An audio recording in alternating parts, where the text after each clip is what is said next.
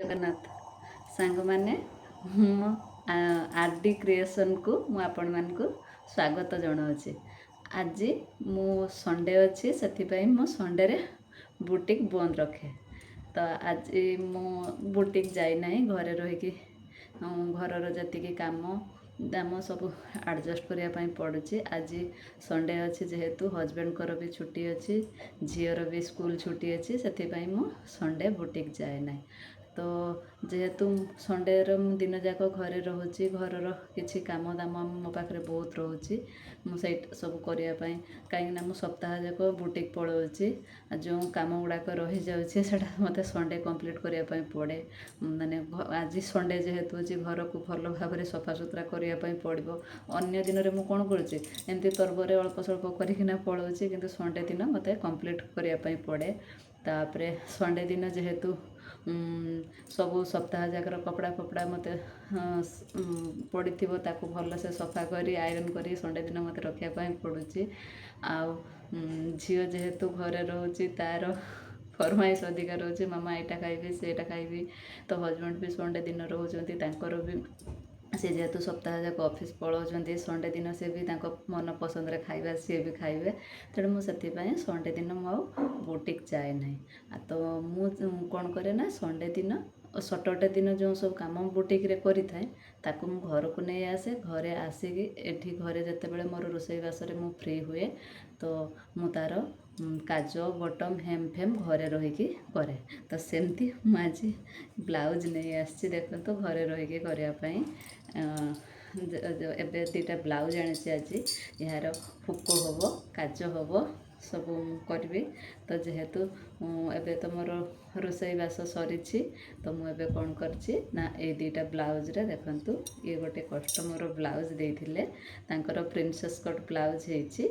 ତ ବେକରେ ପାଇପିନ୍ ଲାଗିଛି, ପଛପଟେ ଭି ନେକ୍ ହେଇଛି, ଦେଖିପାରୁଥିବେ।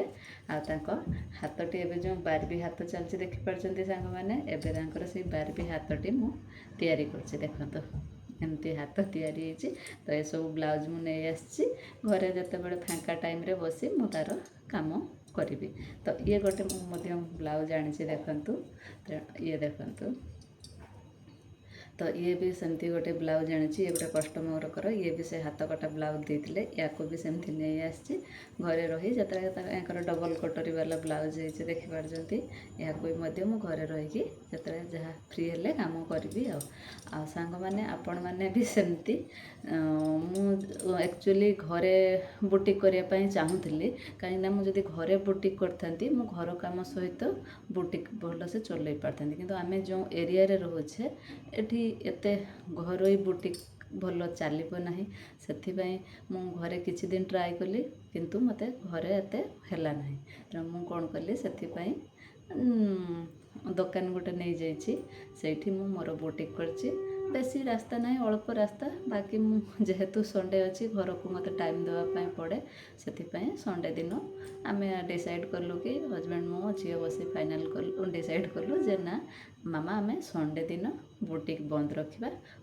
କାହିଁକିନା ମୁଁ ସଣ୍ଡେ ଗୋଟେ ଦିନ ତ ମୋତେ ଫ୍ୟାମିଲିକୁ ବି ଦେବା ପାଇଁ ପଡ଼ିବ, ସେଥିପାଇଁ ସଣ୍ଡେ ଦିନ ଆମେ ବୁଟିକ୍ଟି ବନ୍ଦ ରଖୁଛୁ। ଆଉ ଯଦି ସେମିତି କିଛି ଏମର୍ଜେନ୍ସି କାମ ହେଲା ତ ଯିବା ପାଇଁ ପଡ଼ିବ, ବାକି ଏମିତି ନର୍ମାଲି ମୁଁ ସଣ୍ଡେ ଦିନ ଯାଉନାହିଁ। ଆପଣମାନେ ବି ସେମିତି ଚାହିଁଲେ କ'ଣ କରିପାରିବେ, ଘରେ ରହିକି ଆପଣ ଚାହିଁଲେ ବୁଟିକ୍ ତିଆରି କରିପାରିବେ, ଘରେ ରହିକି ଆପଣ କାମ କରିପାରିବେ, ଆଉ ଫ୍ୟାମିଲିକୁ ମଧ୍ୟ ଟାଇମ୍ ଦେଇପାରିବେ। ଯଦି ଆପଣ ସିଲେଇ ଶିଖିଛନ୍ତି, ତ ଆପଣ ସେସବୁକୁ କେମିତି ମ୍ୟାନେଜ୍ କରିବେ, ଆପଣ ନିଜେ ଚାହିଁଲେ ମଧ୍ୟ କରିପାରିବେ। ତେଣୁ କ'ଣ କରିବେ କି ସାଙ୍ଗମାନେ, ଆପଣମାନଙ୍କର ଯଦି ଘରେ ସୁବିଧା ଅଛି, ଆପଣ, ମୋ ହିସାବରେ ଆପଣଙ୍କର ଯଦି ଘରେ ସୁବିଧା ଅଛି, ଆପଣ ଘରେ ବୁଟିକ୍ଟିଏ ବନାନ୍ତୁ, ଆଉ ନିଜେ ଗୋଟେ ଏନ୍ଗେଜ୍ ହୁଅନ୍ତୁ। ନିଜକୁ ବି ବହୁତ ଭଲ ଲାଗିବ, ଶାନ୍ତି ଲାଗିବ, ଆପଣ ବହୁତ ଖୁସି ମଧ୍ୟ ରହିବେ। ମୁଁ ମୋର ବୁଟିକ୍ ଯାଉଛି, ମୋତେ ଏଠୁ ଜଷ୍ଟ ମୁଁ ଚାଲି ଚାଲି ଯାଉଛି, ମୋତେ 5 ମିନିଟ୍ ଲାଗୁଛି, ବେଶୀ ଦୂର ନାହିଁ, କିନ୍ତୁ ଟାଇମ୍ଟା ମୋର ସେଇପଟେ ପଳାଉଛି। ତ ବାକି ମୋତେ ଏତେ ଅସୁବିଧା ହେଉନି, କ'ଣ ପାଇଁ, ଝିଅ ସ୍କୁଲ ପଳାଉଛି, ହଜବେଣ୍ଡ ଅଫିସ୍ ଚାଲିଯାଉଛନ୍ତି। ତ ମୁଁ ଯେଉଁ ଟାଇମ୍ଟା ଏନ୍ଗେଜ୍ ରହୁଥିଲି ଟିଭି ଦେଖିବା, ମୋବାଇଲ୍ ଦେଖିବା, ସେଇ ଟାଇମ୍ଟା ମୁଁ ମୋର ବୁଟିକ୍ରେ ଟାଇମ୍ ସ୍ପେଣ୍ଡ କରୁଛି। ମୋତେ ବି ଭଲ ଲାଗୁଛି, ମୋତେ ନିଜକୁ ବି ଶାନ୍ତି ଲାଗୁଛି ନା ମୁଁ କିଛି ଗୋଟେ କାମରେ ଏନଗେଜ୍ ହେଉଛି। କେତେ ମୋବାଇଲ୍ ଆଉ କେତେ ଟିଭି ଦେଖିବି, ଯାହା ହଉ ମୋତେ କିନ୍ତୁ ବହୁତ ଭଲ ଲାଗୁଛି। ମୁଁ କିନ୍ତୁ ଆପଣମାନଙ୍କୁ କହୁଛି ଆପଣମାନେ ବି ମଧ୍ୟ ଏଇଭଳି ଘରେ ବସିକି ଆପଣ ନିଜେ କିଛି କାମ କରନ୍ତୁ, ନିଜକୁ ଖୁସି ଲାଗିବ।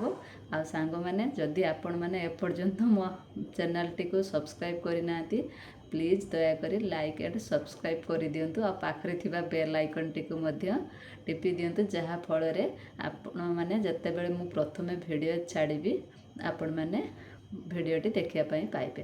ଆଉ ସାଙ୍ଗମାନେ କ'ଣ କରିବେ କହିଲେ, ମୁଁ ମୋ RD କ୍ରିଏସନ୍ରେ ମାନେ ସିଲେଇର ଷ୍ଟେପ୍ ବାଇ ଷ୍ଟେପ୍ ଆପଣଙ୍କୁ ବତେଇବି। କେମିତି କ'ଣ ଆପଣ ସିଲେଇ ଶିଖିବା ପାଇଁ ଯଦି ନ ଯାଇପାରୁଛନ୍ତି, ମୋ ଚ୍ୟାନେଲ୍କୁ ଆପଣମାନେ ଫଲୋ କଲେ ମୁଁ ସେଇଥିରେ ମାନେ ସିଲେଇ ଭିଡ଼ିଓ ବି ଛାଡ଼ୁଛି, କଟିଂ ଭିଡ଼ିଓ ବି ଛାଡ଼ୁଛି। ଆପଣମାନେ ଆରାମସେ ମୋ ଚ୍ୟାନେଲ୍ରୁ ଶିଖିପାରିବେ। ତ ସାଙ୍ଗମାନେ, ଆପଣମାନଙ୍କୁ କେମିତି କ'ଣ ଲାଗୁଛି ମୋ ଭିଡ଼ିଓଟି କମେଣ୍ଟ ମାଧ୍ୟମରେ ଜଣାଇବେ। କାହିଁକି ମୁଁ ଏବେ ପ୍ରଥମେ ଜଷ୍ଟ ନୂଆ ଚ୍ୟାନେଲ୍ ଓପନ୍ କରିଛି। ଆପଣମାନଙ୍କର ଭଲ ପାଇବା ନିଶ୍ଚିତ ମୋତେ ଦରକାର। ତ ଜଗନ୍ନାଥଙ୍କ କୃପାରୁ ଆପଣମାନେ ଭଲରେ ଥାଆନ୍ତୁ, ମୁଁ ମଧ୍ୟ ଭଲରେ ଅଛି। ଆଉ ସାଙ୍ଗମାନେ, ମୋ ଚ୍ୟାନେଲ୍କୁ ଲାଇକ୍ ଆଣ୍ଡ ସବସ୍କ୍ରାଇବ୍ କରିଦିଅନ୍ତୁ। ରହୁଛି, ଜୟ ଜଗନ୍ନାଥ।